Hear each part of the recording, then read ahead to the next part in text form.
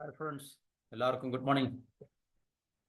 നമ്മളുടെ India operation Sindoor clinical പ്രിസിഷനോടുകൂടി നമ്മൾ execute ചെയ്തു എന്നുള്ള ഒരു അറിവ് നമുക്കുണ്ട്. ഈ ഓപ്പറേഷനിൽ നമ്മൾ പാകിസ്ഥാൻ്റെ മണ്ണിൽ നമ്മളുടെ ഏറ്റവും പ്രധാനപ്പെട്ട ആയുധമായിട്ടുള്ള ബ്രഹ്മോസ് മിസൈൽ ഉപയോഗിച്ചു എന്നുള്ളൊരു വാർത്തയും നമുക്കറിയാൻ സാധിക്കുന്നുണ്ട്. അപ്പോൾ ഇതിന് ശേഷം, കാരണം നമ്മളുടെ ഈ ഓപ്പറേഷൻ ഞാൻ നേരത്തെയുള്ള വീഡിയോയിൽ പറഞ്ഞിട്ടുണ്ട്, നമ്മളുടെ ശത്രു രാജ്യങ്ങളായിട്ടുള്ള ചൈന, പാകിസ്ഥാൻ, അതുപോലെ തന്നെ അവർക്ക് വേണ്ടി കൊള്ളുന്ന പാശ്ചാത്യ മാധ്യമങ്ങൾ മാത്രമല്ല, പാശ്ചാത്യ രാജ്യങ്ങളൊക്കെ തന്നെ, കാരണം അമേരിക്ക പോലും നമ്മളുടെ ഈ ഒരു വൻ വിജയത്തെ അവർ ഒരു രീതിയിലും അക്സെപ്റ്റ് ചെയ്തിട്ടില്ല, അവരതിനെ അപ്രീഷിയേറ്റ് ചെയ്തിട്ടില്ല, ഒന്നും ചെയ്തിട്ടില്ല. അതായത് ട്രംപ് അഡ്മിനിസ്ട്രേഷൻ. കാരണം ഇന്ത്യയുടെ ഓപ്പറേഷൻ സിന്ദൂർ തീവ്രവാദ പ്രവർത്തനത്തിനെതിരെ ഉള്ളൊരു വിജയമായിരുന്നു, അല്ലെങ്കിൽ അങ്ങനെയുള്ളൊരു ഇന്ത്യക്ക് അനുകൂലമായിട്ടുള്ള നിലപാട് പറയത്തക്ക രീതിയിലുള്ള അല്ലെങ്കിൽ കാണിക്കത്തക്ക രീതിയിലുള്ള സമീപനമൊന്നും ട്രംപിൻ്റെ ഭാഗത്തുനിന്നോ, ട്രംപ് അഡ്മിനിസ്ട്രേഷൻ, ട്രംപിൻ്റെ ഭരണകൂടത്തിൻ്റെ ഭാഗത്തുനിന്നോ ഒന്നും തന്നെ ഉണ്ടായിട്ടില്ല. കാരണം നമ്മളത് നേരത്തെ ചർച്ച ചെയ്തതാണ്. കാരണം ഇന്ത്യക്ക് ഏതെങ്കിലുമൊക്കെ തരത്തിലുള്ള മുന്നേറ്റവും അല്ലെങ്കിൽ വിജയവും, അത് സാമ്പത്തിക നമ്മളുടെ രാജ്യത്തിൻ്റെ പുരോഗതിയായാലും ശരി, ഇതുപോലുള്ള കാര്യങ്ങളുടെ ഒരു പശ്ചാത്തലത്തിലായാലും ശരി, ഇതൊന്നും തീർച്ചയായിട്ടും അവർക്ക് അങ്ങോട്ട് ദഹിക്കുന്ന, അമേരിക്കയ്ക്കും ചൈനയ്ക്കും ഒന്നും ദഹിക്കുന്ന ഒരു കാര്യമല്ല എന്നുള്ള കാര്യം നമുക്കറിയാം. അപ്പോൾ പാകിസ്ഥാൻ്റെയും ചൈനയുടെയും മീഡിയാസും, അതുപോലെ തന്നെ പാകിസ്ഥാൻ്റെ വേർഷൻ, ആർമിയുടെയും അവരുടെ ഇൻ്റലിജൻസിൻ്റെയൊക്കെ വേർഷൻ, അല്ലെങ്കിൽ അവരുടെ ഗവൺമെൻറ്റിൻ്റെയൊക്കെ വേർഷൻ, അല്ലെങ്കിൽ അതിൻ്റെ വെളിച്ചത്തിലാണ് പാശ്ചാത്യ മാധ്യമങ്ങൾ ഇന്ത്യയെ കരുതിച്ച് കാണിക്കുവാനും അല്ലെങ്കിൽ ഇന്ത്യയെ വില കുറച്ച് കാണിക്കുവാനും ഒക്കെ തന്നെ ശ്രമിച്ച അവരുടെ മീഡിയാസ്, ഞാൻ പറഞ്ഞു നേരത്തെ നമ്മൾ ചർച്ച ചെയ്തതാണ്. കാരണം ഇന്ത്യക്ക് ഒത്തിരി നഷ്ടമുണ്ടായി, ഇന്ത്യക്ക് ഒത്തിരി ഫൈറ്റർ പ്ലെയിൻസ് നഷ്ടമായി, അല്ലെങ്കിൽ പാകിസ്ഥാന് ഇന്ത്യക്കുള്ളിൽ ശക്തമായിട്ടുള്ള ആക്രമണം നടത്തുവാൻ അവർക്ക് കഴിഞ്ഞു, ഇത് പാകിസ്ഥാൻ്റെ വിജയമാണ്, ഇന്ത്യക്ക് കാര്യമായിട്ടൊന്നും നേട്ടം ഉണ്ടായില്ല, ഇങ്ങനെയൊക്കെയുള്ള ഫോൾസ് ആയിട്ടുള്ള നറേറ്റീവ്സ്, തെറ്റായിട്ടുള്ള വാർത്തകൾ, പ്രൊപ്പഗണ്ട, ഇതൊക്കെ തന്നെയാണ് നടന്നുകൊണ്ടിരിക്കുന്നത് ഇപ്പോഴും. പക്ഷേ അതല്ല സത്യം, അതല്ല യാഥാർത്ഥ്യം എന്നുള്ള കാര്യം ലോകത്തിലെ കൃത്യമായിട്ട് കാര്യങ്ങളെ മനസ്സിലാക്കുവാൻ സാധിക്കുന്ന, അല്ലെങ്കിൽ ഇതുപോലെ സ്ഥാപിത താല്പര്യങ്ങൾ ഇല്ലാത്ത വ്യക്തികൾക്കോ അല്ലെങ്കിൽ അതുപോലുള്ള രാജ്യങ്ങൾക്കോ ഒക്കെ തന്നെ കാര്യത്തിനെക്കുറിച്ച് കൃത്യമായിട്ടുള്ള ഒരു അവലോകനം അല്ലെങ്കിൽ ഒരു മനസ്സിലാക്കുവാൻ സാധിച്ചിട്ടുണ്ട്. ഇത് ഇന്ത്യയുടെ പൂർണ്ണ വിജയമായിരുന്നു. ഇന്ത്യക്ക് പാകിസ്ഥാന്റെ മേൽക്കോയ്മ ലഭിച്ചു. പിന്നെ സീസ് ഫയർ ഉണ്ടായി. അത് മറ്റു ചില ജിയോ പൊളിറ്റിക്കലായിട്ടുള്ള കാര്യങ്ങളെ, അല്ലെങ്കിൽ ഒരുപക്ഷെ നമ്മുടെ നാഷണൽ പൊളിറ്റിക്സിനെയൊക്കെ അടിസ്ഥാനമാക്കിയായിരിക്കും. അതിനകത്ത് നമ്മളെപ്പോലുള്ള സാധാരണക്കാർക്കൊന്നും ഒരു സ്റ്റേക്ക് ഇല്ലാത്തതുകൊണ്ട് നമുക്ക് അതിനെക്കുറിച്ചൊന്നും പറയാൻ സാധിക്കില്ല. പക്ഷേ ഇന്ത്യ ഈ ഒരു ഓപ്പറേഷനിൽ എൻഗേജ് ചെയ്ത സമയം, കാലം അത്രയും നമുക്ക് പൂർണ്ണമായിട്ട് എന്ന് പറയാൻ സാധിക്കത്തില്ല. എന്നാലും നമുക്കായിരുന്നു പാകിസ്ഥാൻ്റെ മുകളിൽ മേൽക്കോയ്മ ഉണ്ടായിരുന്നത്. നമ്മൾ നമ്മുടെ ഫയർ പവറിൻ്റെ ഒരു വളരെ എന്താണ് പറയുന്നത്, വളരെ കുറച്ച് മാത്രമേ നമ്മൾ ഉപയോഗിച്ചിട്ടുള്ളൂ. അപ്പോൾ അല്പം കൂടെ നമ്മൾ കൂടുതൽ ശക്തിയും അല്ലെങ്കിൽ പ്രഹരവും നമ്മൾ കൂട്ടിയിരുന്നെങ്കിൽ പാകിസ്ഥാൻ തീർച്ചയായിട്ടും നിലംപരിശായനയും എന്നുള്ളൊരു ബോധ്യം ഈ പറഞ്ഞ ചൈന ഉൾപ്പെടെ, കാരണം അറിയാമല്ലോ, പാകിസ്ഥാന്റെ മേളിൽ ഇന്ത്യക്ക് മേൽക്കോയ്മ കിട്ടിക്കഴിഞ്ഞാൽ ചൈനയുടെ എല്ലാ പദ്ധതികളും പ്രതീക്ഷകളും അസ്തമിക്കും എന്നുള്ള കാര്യം നമുക്കറിയാം. അതുകൊണ്ട് തീർച്ചയായിട്ടും പാകിസ്ഥാനെ ഏത് വിധേനയും സപ്പോർട്ട് ചെയ്യുക എന്നുള്ളത് ചൈനയുടെ ലക്ഷ്യമാണ്. അതുപോലെ തന്നെ അമേരിക്കയും തീർച്ചയായിട്ടും പാകിസ്ഥാനായിട്ട് ഇപ്പോഴും വളരെ, നമുക്കിപ്പോൾ പ്രത്യക്ഷമായിട്ട് കാണത്തില്ലെങ്കിൽ തന്നെയും പരോക്ഷമായിട്ടൊന്ന് നമുക്ക് പറയാം. പക്ഷേ അമേരിക്കയ്ക്ക് തീർച്ചയായിട്ടും പാകിസ്ഥാനെ വളരെ അത്യാവശ്യമാണ്. പാകിസ്ഥാനും അമേരിക്കയും തമ്മിലുള്ള ഹിഡൻ ആയിട്ടുള്ള, ഡീപ്പ് റൂട്ടഡ് ആയിട്ടുള്ള റിലേഷൻ ഉണ്ട്. അപ്പം ആ റിലേഷൻ്റെ അടിസ്ഥാനത്തിലും തീർച്ചയായിട്ടും ഇന്ത്യക്ക് പാകിസ്ഥാന്റെ മേലിൽ ആധിപത്യം ലഭിക്കുന്നതും അല്ലെങ്കിൽ ഒരു ഡോമിനൻസ് ഉണ്ടാകുന്നതൊന്നും ഈ രാജ്യങ്ങൾക്ക് തീർച്ചയായിട്ടും ടോളറേറ്റ് ചെയ്യാനോ സഹിക്കാനോ കഴിയുന്ന കാര്യമല്ല. എന്നിരുന്നാൽ തന്നെയും ഇപ്പോൾ ഈ ഓപ്പറേഷൻ സിന്ദൂറിന് ശേഷം നമ്മളുടെ ആംഡ് ഫോഴ്സിൻ്റെ കയ്യിലുള്ള അത്യാധുനികമായിട്ടുള്ള, വളരെ ലീതൽ എന്ന് പറയുന്ന, അത്യുഗ്ര പ്രഹരശേഷിയുള്ള, ഏറ്റവും സാങ്കേതിക മികവുള്ള ബ്രഹ്മോസ് മിസൈലിന് ലോക ആയുധ കമ്പോളത്തിൽ അതിൻ്റെ എന്താണ് പറയുന്നത്, ഒരു ഇമേജ് വർദ്ധിച്ചിട്ടുണ്ട്. പല രാജ്യങ്ങൾ, ഇപ്പം നമ്മൾ ഫിലിപ്പീൻസ്, വിയറ്റ്നാം, ഇതുപോലുള്ള രാജ്യങ്ങൾക്ക് നമ്മൾ നൽകുന്നുണ്ട്. മറ്റു പല രാജ്യങ്ങളും ബ്രഹ്മോസ് മിസൈൽ വാങ്ങിക്കുവാൻ വേണ്ടി ഇപ്പോൾ മുന്നോട്ട് അവരുടെ താല്പര്യം പ്രകടിപ്പിച്ച് വരുന്നുണ്ട് എന്നുള്ളതാണ് നമുക്ക് ഈ റിപ്പോർട്ടുകളിൽ നിന്ന് നമുക്ക് മനസ്സിലാക്കാൻ സാധിക്കുന്നത്. ഇപ്പോൾ ബ്രഹ്മോസ് മിസൈൽ നമുക്കറിയാം, പണ്ട് മുതലേ നമ്മൾ കേൾക്കുന്ന നമ്മളുടെ ഒരു ആയുധമാണ്. റഷ്യയുമായിട്ട് നമ്മൾ കൊളാബറേറ്റ് ചെയ്തുണ്ടാക്കുന്നൊരു വെപ്പണാണ്. പാകിസ്ഥാന്റെ ഉള്ളിലെ അവരുടെ എയർബേസ് ഒക്കെ തന്നെ നമ്മൾ ടാർഗറ്റ് ചെയ്യാൻ വേണ്ടി, അതായത് റാഫിക്യു, മുറിഡ്, നൂർഖാൻ, റഹീം, യാർഖാൻ, സുക്കൂർ, ചുനിയാൻ, ഇതുപോലുള്ള എയർബേസുകളൊക്കെ തന്നെ നമ്മൾ ടാർഗറ്റ് ചെയ്യാൻ വേണ്ടി ഇന്ത്യൻ എയർഫോഴ്സ് ഉപയോഗിച്ചത് ബ്രഹ്മോസ് മിസൈലാണെന്നാണ് നമുക്കറിയാൻ സാധിക്കുന്നത്. അതുപോലെ തന്നെ ബൊലാരി, ജക്കോബാബാദ്, സ്കർദു, സർഗോദ ഇതുപോലുള്ള എയർബേസിലൊക്കെ തന്നെ വൻതോതിലുള്ള നാശനഷ്ടം ഉണ്ടാക്കുവാനും നമുക്ക് സാധിച്ചു എന്നുള്ളത് ഒരു യാഥാർത്ഥ്യമാണ്. അത് പാകിസ്ഥാൻ എത്ര തന്നെ ഡിനൈ ചെയ്താലും ശരി, അതാണ് സത്യം എന്നുള്ള കാര്യം ലോകത്തിന് മനസ്സിലാക്കുന്നുണ്ട്. അപ്പോൾ ഇത് വളരെ അത്യാധുനികമായിട്ടുള്ള വളരെ കോംപ്ലിക്കേറ്റഡ് ആയിട്ടുള്ള വളരെയധികം ടെക്നോളജിക്കൽ സങ്കീർണതകളുള്ള ഒരു ക്രൂയിസ് മിസൈലാണ് ശരിക്കും പറഞ്ഞു കഴിഞ്ഞാൽ. അപ്പോൾ ഇതിൻ്റെ ചില ടെക്നിക്കൽ വശങ്ങളൊക്കെ ഇവിടെ പറയുന്നുണ്ട്. അതിനെക്കുറിച്ച് നമുക്ക് തൽക്കാലം, ഒരു പ്രിസിഷൻ ഗൈഡഡ് വെപ്പണാണ്. പിന്നെ വാഹഡ്സ് ഉണ്ട്. ഇതിന് ഏകദേശം 290 കിലോമീറ്ററോളം റേഞ്ച് ഉണ്ട് ഇതിന്. ഇന്ത്യയുടെ കൈവശമുള്ളതിലേക്ക് ഏറ്റവും ഫാസ്റ്റസ്റ്റ് ആയിട്ടുള്ള സൂപ്പർസോണിക് മിസൈലാണ്. മാക് 3, സ്പീഡ് ഓഫ് മാക് 3 ആണ്. മാക് 3 എന്ന സൗണ്ടിൻ്റെ, നമുക്കറിയാം ശബ്ദത്തിൻ്റെ വേഗത ഇളക്കുന്നുണ്ട് മാക് 3 എന്ന് പറഞ്ഞു കഴിഞ്ഞാൽ. ഒരു മാക് എന്ന് പറഞ്ഞു കഴിഞ്ഞാൽ പിന്നെ 343 മീറ്റർ പെർ സെക്കൻഡ് ആണ്, അല്ലെങ്കിൽ 1235 കിലോമീറ്റർ പെർ അവർ ആണ്. അപ്പോൾ 3 മാക് എന്ന് പറയുമ്പോൾ ഇതിൻ്റെ 3 ഇരട്ടി വരും, മനസ്സിലായില്ല. അപ്പോൾ ഇതിന് ഏകദേശം 290 കിലോമീറ്റർ റേഞ്ച് ഉണ്ട്. അത് 500 കിലോമീറ്റർ മുതൽ 800 കിലോമീറ്റർ വരെ അതിനെ നമുക്ക് എക്സ്റ്റെൻഡ് ചെയ്യാനോ അല്ലെങ്കിൽ കൂട്ടാനും നമുക്ക് സാധിക്കും. ഏകദേശം 300 കിലോമീറ്ററിൻ്റെ വാർഹെഡ്സ്, പോർമുനകൾ അതിൽ ഘടിപ്പിക്കാനും സാധിക്കും. ഇതൊരു ക്യാരിങ് വെഹിക്കിൾ മാത്രമാണ് ഈ മിസൈൽ എന്ന് പറഞ്ഞാൽ. ഇതിനകത്തിൽ നമ്മൾ വാർഹെഡ് ഘടിപ്പിച്ചാൽ മാത്രമേ അത് നമുക്ക് എന്താ അതിൻ്റെ യൂട്ടിലിറ്റി നമുക്ക് പറയാൻ പറ്റില്ല. യൂട്ടിലിറ്റി നമുക്ക് ഉപയോഗിക്കാൻ പറ്റും. പിന്നുള്ളത് ഇതിന് എത്ര കോസ്റ്റ്. ഈ പ്രോജക്റ്റ് ഏകദേശം $250 മില്യൺ അല്ലെങ്കിൽ 2235 കോടി രൂപയുടെ ഇൻവെസ്റ്റ്മെൻറ്റോടുകൂടി തുടങ്ങിയതാണ്. റഷ്യയുടെ, നമ്മുടെ ഇന്ത്യയുടെ ബ്രഹ്മപുത്രയും അതുപോലെ തന്നെ മോസ്കോവ റിവേഴ്സ്, റഷ്യ, ഇത് രണ്ടിൻ്റെയും കൂടെ ഒരു സംയോജിച്ച് അല്ലെങ്കിൽ കമ്പൈൻ ചെയ്തുള്ള പേരാണ് ബ്രഹ്മോസ് എന്ന് പറയുന്നത്. ബ്രഹ്മപുത്രയുടെ ബ്രായും മോസ്കോവയുടെ MOSും ചേർത്താണ് ബ്രഹ്മോസ് എന്നതിന് പേരിട്ടിരിക്കുന്നത്.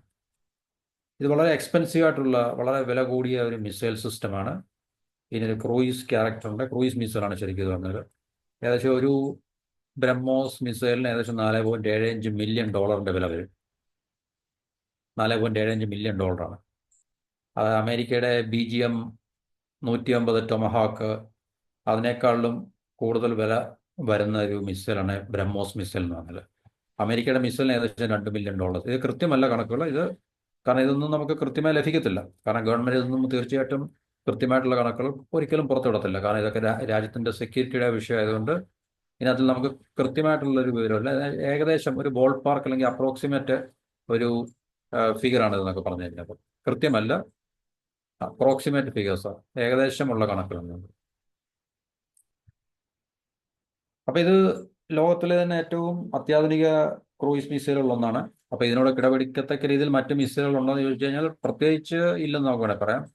പക്ഷേ ഫ്രാൻസിൻ്റെ അപ്പാക്ഷെ, ASPM, അതുപോലെ തന്നെ ASN-4G, പിന്നെ പാകിസ്ഥാന് ബാബർ, റാദ്, സർബ്, ടർക്കിയുടെ കയ്യിലുള്ള ബൈക്കർ മിസൈൽ, ഇതൊക്കെ തന്നെയാണ് മറ്റ് പ്രധാനപ്പെട്ട ക്രൂയിസ് മിസൈലുകൾ. ടൊമഹാക്ക് അമേരിക്കയുടെ.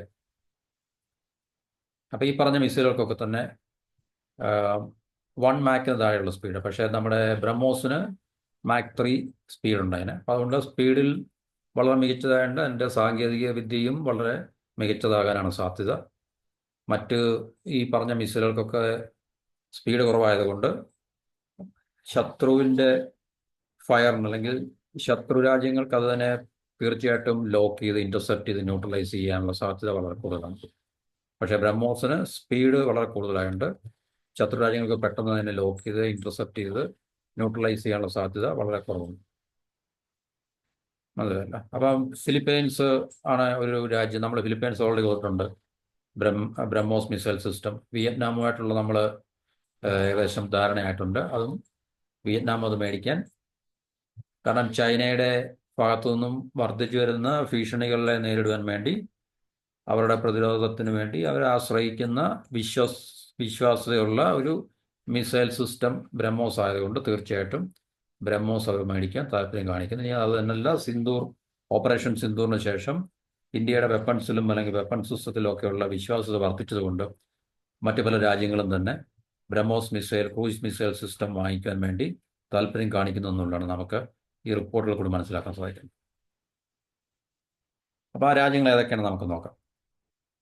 അപ്പം ഈ വർഷം ഏപ്രിലാണ് നമ്മൾ രണ്ടാമത്തെ ബാച്ച് ബ്രഹ്മോസ് മിസൈൽ ഫിലിപ്പീൻസിന് കൊടുത്തത്. അത് ഏകദേശം $375 മില്യൺ ഡീലാണ്. 2022 സൈൻ ചെയ്താണ് നമ്മൾ. ഇപ്പോൾ ബ്രഹ്മോസിനെ കുറിച്ച് നമ്മൾ പറഞ്ഞാണ്, അത് ക്രൂയിസ് മിസൈലാണ്, അതിൻ്റെ ടെക്നിക്കൽ പാരാമീറ്റേഴ്സ് ഒക്കെ നമ്മൾ പറഞ്ഞാണ്. അപ്പോൾ ഇത് കരയിൽ നിന്നും കടലിൽ നിന്നും ആകാശത്തു നിന്നും ഒക്കെ ഇതിനെ ലോഞ്ച് ചെയ്യാൻ സാധിക്കും. എന്നുവെച്ചാൽ 3 സേനകൾക്ക് ഇത് ഉപയോഗിക്കാൻ സാധിക്കും. ഇത് DRDOയും അതുപോലെ തന്നെ റഷ്യയുടെ NPOM എന്ന് പറയുന്ന ഒരു കമ്പനിയും ചേർന്ന് ജോയിൻ്റായിട്ട് ഡെവലപ്പ് ചെയ്താണ്. ബ്രഹ്മപുത്രയുടെയും മോസ്കോ റിവേഴ്സിൻ്റെ പേര് ഒരുമിച്ച് ചേർത്താണ് ബ്രഹ്മോസ് എന്നുള്ള പേരിട്ടേക്കുന്നത്. അപ്പോൾ ഇപ്പോൾ നമുക്ക് ഇന്ത്യക്ക് ഇതിൻ്റെ 3 വേരിയൻസ് ഉണ്ട്. അതായത് എയർ ലോഞ്ച് വേർഷൻ ഉണ്ട്, ലാൻഡ് ബേസ്ഡ് വേർഷൻ ഉണ്ട്, സബ്മറൈൻ ബേസ്ഡ്. സബ്മറൈൻ ചില അന്തർവാഹിനികളിൽ നിന്ന് കടലിനടിയിൽ നിന്ന് നമുക്ക് ഇത് ലോഞ്ച് ചെയ്യത്തക്ക രീതിയിലുള്ള 3 തരത്തിലുള്ള ഫെസിലിറ്റിയും ഈ ബ്രഹ്മാസ് മിസൈലിൻ്റെ ഇന്ത്യൻ സേനയ്ക്കുണ്ട്. ഇതിനകത്തിൽ 50.5% ഷെയറും ബാക്കി 49.5% ഷെയർ റഷ്യക്കാണുള്ളത്. 2001 ഇതിൻ്റെ ആദ്യത്തെ വിജയകരമായിട്ടുള്ള വിക്ഷേപണം ഇത് നമ്മൾ നടത്തിയത് ഒഡീഷയിലെ ചന്ദിപൂർ കോസ്റ്റിൽ നിന്നാണ്. ഒഡീഷയിലായിരിക്കും മിക്കവാറും ടെസ്റ്റുകളൊക്കെ നടക്കുന്നതാണ്. പിന്നെ ഇതിൻ്റെ ടെക്നിക്കൽ സൈഡുണ്ട്, അതിനെക്കുറിച്ച് നമ്മൾ തൽക്കാലം സംസാരിക്കുന്നില്ല. ഇനി നമുക്ക് ഇതിൽ താല്പര്യം കാണിക്കുന്ന ഏതൊക്കെ രാജ്യങ്ങളാണെന്ന് നോക്കാം.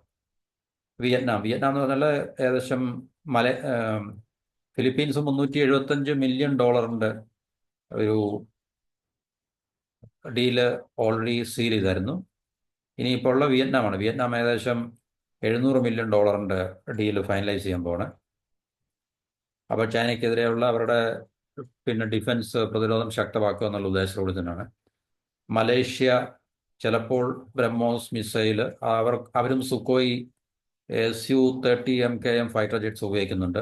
അതുപോലെ തന്നെ കെഡാഷ് ക്ലാസ് വാർഷിപ്പ് ഈ 2 പ്ലാറ്റ്ഫോമിലേക്കും ഇൻ്റഗ്രേറ്റ് ചെയ്യാൻ വേണ്ടി മലേഷ്യ ബ്രഹ്മോസ് വാങ്ങുന്നതിനെക്കുറിച്ച് ആലോചിക്കുന്നുണ്ട്. ചിലപ്പോൾ ആ ഡീലും ഇപ്പോഴല്ലെങ്കിൽ സമീപ ഭാവിയിൽ അത് ഫൈനലൈസ് ചെയ്യാൻ സാധ്യതയുണ്ട്. തായ്ലൻഡ്, സിംഗപ്പൂർ, ബ്രൂണൈ ഈ പറഞ്ഞ രാജ്യങ്ങളൊക്കെ തന്നെ ഇന്ത്യയുമായിട്ട് നെഗോസിയേഷൻ നടക്കുന്നുണ്ട്. അത് പല സ്റ്റേജിലായിട്ടുണ്ട്. പിന്നെ ലാറ്റിൻ അമേരിക്കൻ രാജ്യങ്ങളായിട്ടുള്ള ബ്രസീൽ, ചിലി, അർജന്റീന, വെനിസ്വേല ഈ രാജ്യങ്ങളൊക്കെ തന്നെ ബ്രഹ്മോസിൻ്റെ നേവൽ അതുപോലെ തന്നെ കോസ്റ്റൽ വേരിയൻസിൽ താല്പര്യം പ്രകടിപ്പിച്ചിട്ടുണ്ട്.